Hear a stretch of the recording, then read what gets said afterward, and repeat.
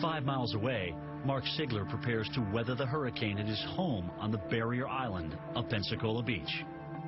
Since moving to Florida in 1992, Mark has experienced the destruction wrought by 5 hurricanes. In 1995, his first home in the area was destroyed by Hurricane Opal. It's like Groundhog's Day.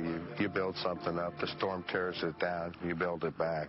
The storm tears it down, you build it back.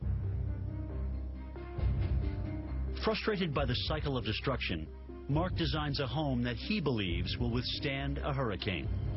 Completed in 2003, the Dome home, as it's called, is a concrete bunker, 30 times heavier than a conventional house and aerodynamically shaped. With Ivan making landfall, it is about to face its first test.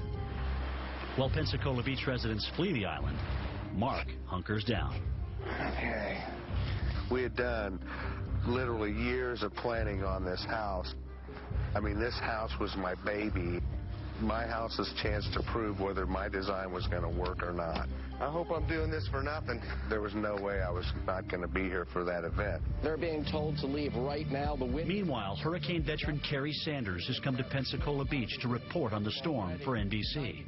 Got into Pensacola Beach just a few days before Ivan was coming ashore and doing, the typical stories that you always see. People are fleeing, people are going to ride it out, people are acting tough. To encourage the residents who may have remained behind here on Pensacola Beach, they have shut the water off to this area so that anybody who's trying to take a shower or turn their water on will get the hint. There's no reason to remain behind. The word from New York, here's this house that can withstand a hurricane. I'm like, a house that can withstand a hurricane?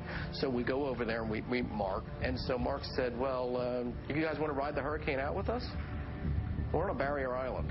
So it's a real roll of the dice. But we're kind of like, what do you think? Kind of looking at each other. We go, okay, we'll ride it out there. So this man told us that he, had built this house just for this purpose, and he was going to stay in it and see if it worked.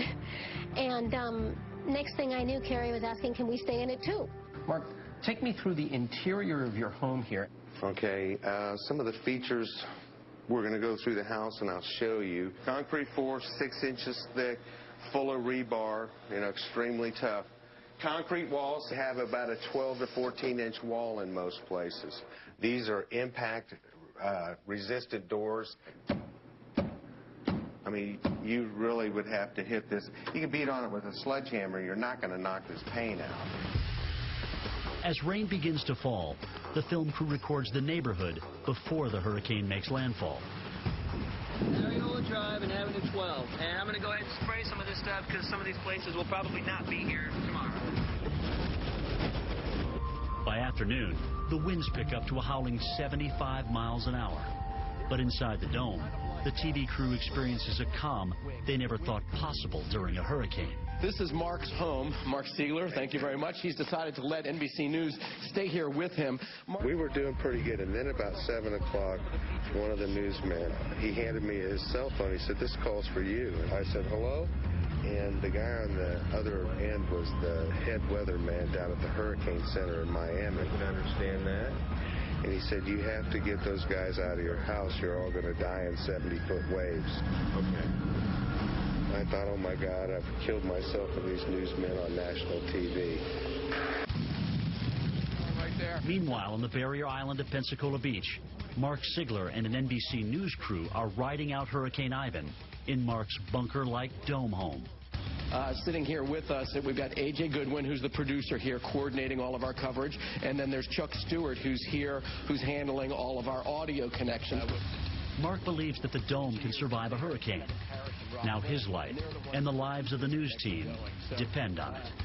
We did it like a 6:30 broadcast. Everything was going pretty smooth. We are actually putting ourselves in an experiment, as you might say. A home that was built here, designed specifically to withstand the forces of Hurricane Category 5 storms. It's called a dome home. You can kind of see over there a traditional home. In all likelihood, by tomorrow, a good portion of that home will be gone. Then Mark gets a call from a panicked weatherman in Miami.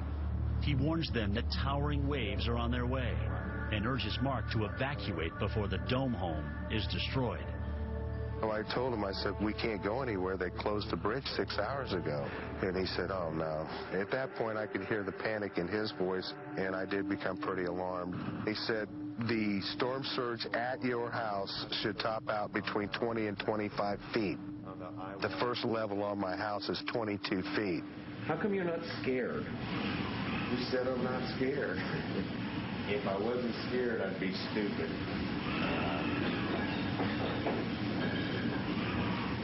I just heard something breaking up out there. I'm not sure what that was. I had to tell everybody that was there that, we were facing this situation. And, the consensus was the only thing we can do is film. We would tie a rope onto Kerry Saunders, and he'd go out the deck and stand on that top deck, and we'd hold on to him with the rope so he didn't blow off. It's incredible. I've got these masks on just to keep the droplets of rain from stinging my eyes. I've got this wind speed gauge, and let me see if I can just hold it out here and get a reading on it with a gust that comes through. You can see I'm kind of holding myself. We've got. You know how when somebody goes in a wind tunnel and their skin like ripples back? His skin was actually blowing in a couple of the live shots. All right. Topped out at about 67 miles an hour. I'm going to just come in here. I've got the... Fortunately, get in here and close this door. For now, the gamble to stay in the Dome home seems to have paid off. Got a little breach in the seal along one of the bottom plate seals and one of the plate glass, and we're leaking a little water on the floor here, but we've got 135-mile-an-hour winds outside. It's raining so hard sideways that you literally can't see more than 3 feet out that door. It's absolutely amazing. I feel responsible for a lot of lives in the house, and the house is holding up so far under tremendous load. Relieved, actually really relieved. I mean, it's held up good. We can literally hear huge chunks of other houses bouncing off of this house. Now, I got to say, this is something that I never expected, and that is that I'd be able to lay my head on a pillow and go to sleep as a hurricane is blowing outside. At the Dome home, Mark Sigler and the news crew get their first look at the devastation around them. It was like kids on Christmas morning, what's out there, what's out there. And as the sun came up more and more and you could see the extent of the devastation, everybody just got quieter and quieter, because when you really saw what happened outside, we realized how lucky we were to be alive. The beach houses that were built on the ground level were just gone. They were just wiped away. No sign they'd ever been there. The news crew records the first images of the destruction on Pensacola Beach. Now, the news team has to get their footage on the air. With roads impassable, it falls to producer A.J. Goodwin to walk through the wreckage to the mainland. I basically took the tape that we had to put in a baggie and set out. Roads have disappeared under the sand. Remnants of houses litter A.J.'s path. The entire landscape has been ravaged. It was hard to remember what it had looked like the day before and where everything had once belonged. It was just all sort of washed around and washed away. There was a marina up there, and the boats were just all over the place. It takes her hours to reach the mainland. That evening, her footage is broadcast, giving the nation its first look at the devastation of Pensacola Beach. I've been to war zones. This was worse than a war zone. It was just flattened.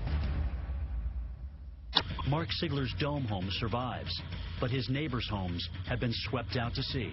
I realized at that time that it was going to take years for the beach to recover. Although the Dome did pretty good, the infrastructure was devastated.